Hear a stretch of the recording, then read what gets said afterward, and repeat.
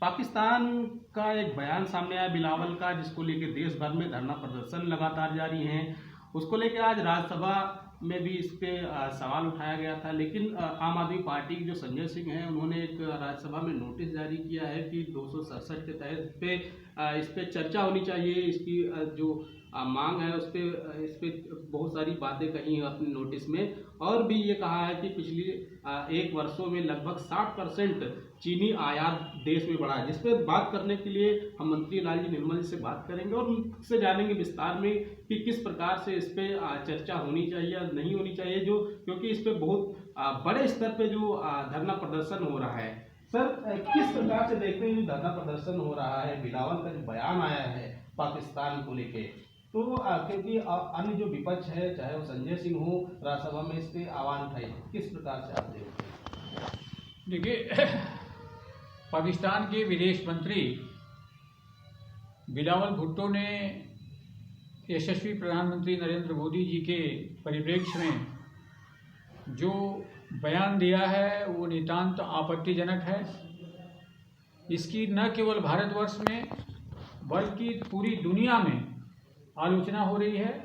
यहाँ तक कि पाकिस्तान का भी जो बुद्धिजीवी तबका है वह भी इसकी आलोचना कर रहा है, क्योंकि सत्ता जिम्मेदार पदों पर सत्ता में बैठे हुए लोगों से एक शिष्टाचार की आवश्यकता पड़ती है, और अपनी मर्यादा में रहते हुए जहाँ भी वैदेशिक संदर्भ हो, विदेश नीति का सवाल हो, तो अपनी भाषा की मर्यादा को बनाए रखना चाहिए था।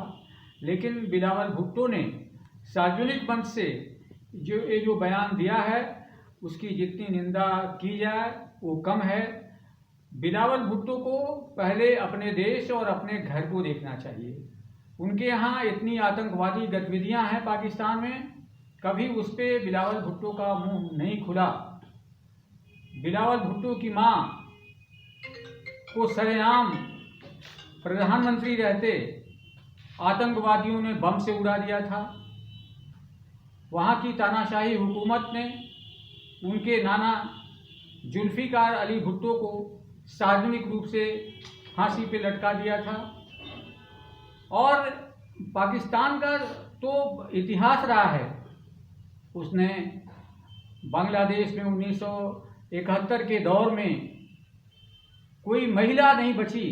लोग कहते हैं कि पूर्वी पाकिस्तान में कोई महिला नहीं बची जिसके साथ बलात्कार न हुआ हो। तो इस प्रकार इन लोगों का चरित्र रहा है, और इस प्रकार ये जो फिजूल बयानी, चाहे पूर्व प्रधानमंत्री हों चाहे वहाँ का ये वर्तमान नेतृत्व हो, इस प्रकार के गैर शिष्टाचार बयान और बेतुका बयान पाकिस्तान दे रहा है। वह अपनी जो घरेलू नीति है, जो घरेलू व्यवस्था है, उसको न देखते हुए और इस प्रकार के हरकतें कर रहा है जो निंदनीय है।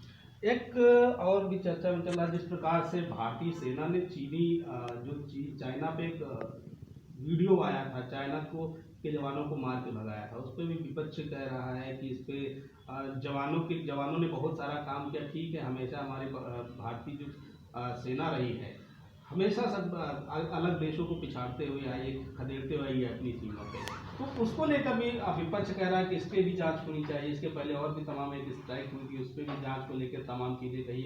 अब क्या संदेह है विपक्ष को? देखिए, भारत का जो विपक्ष है दुर्भाग्य से वह बुद्ध विरोधी हो गया है पूरी तरह से।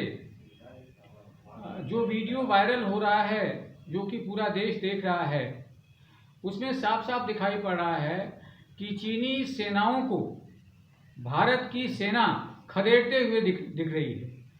और इस पे चर्चा करा करके विपक्ष क्या चाहता है, वो हमें लगता है जो राहुल बाबा ने जो बेतुका बयान दिया कि चीन की सेना हमलावर हुई और आक्रमण किया, भारतीय सेना पीछे हटी, इस प्रकार का जो फूहड़पन बयान राहुल गांधी ने दिया है, उसी के परिप्रेक्ष्य में ये पूरी तरह राजनीति है विपक्ष की, और इससे कुछ हासिल होने वाला नहीं है।